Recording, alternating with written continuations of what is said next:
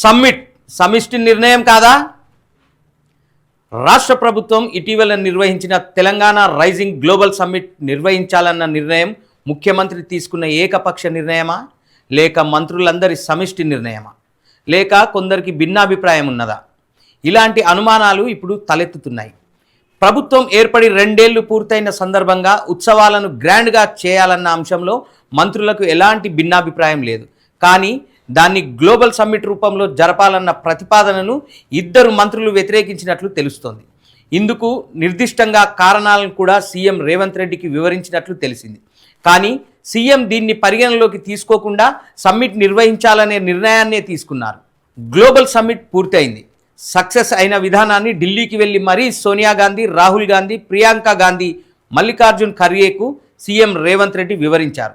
సుమారు 5.75 లక్షల కోట్ల రూపాయల పెట్టుబడులు కూడా వచ్చాయి.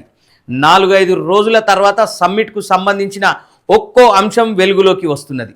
సమ్మిట్కు సంబంధించి ఆహ్వాన పత్రికలు రూపకల్పన, విజన్ డాక్యుమెంట్ ముసాయిదా తయారీ, మీడియాలో అడ్వర్టైజ్మెంట్లు ఇవ్వడం మొదలు లాంఛనంగా ఆవిష్కరించేంత వరకు కొందరు మంత్రులకు ఇష్టం లేకపోయినా ప్రభుత్వ కార్యక్రమం కావడంతో యాక్టివ్గానే పార్టిసిపేట్ చేశారని సచివాలయ వర్గాలు సమాచారం.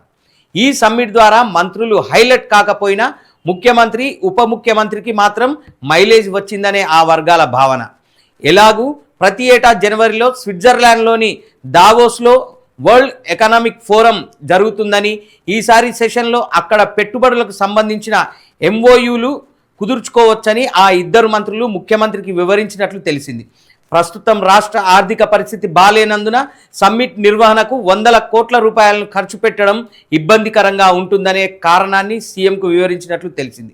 ఇప్పుడు నిర్వహించే గ్లోబల్ సమ్మిట్ ద్వారా వచ్చే మైలేజీని దావోస్ వేదిక ద్వారానే బాహ్య ప్రపంచానికి తెలియజేయవచ్చుననే సూచన చేసినట్లు సమాచారం. కానీ రెండింటికి లింక్ పెట్టాల్సిన అవసరం లేదనే అభిప్రాయంతో ముఖ్యమంత్రి నిర్ణయం తీసుకున్నట్లు ఆ వర్గాలు తెలిపాయి.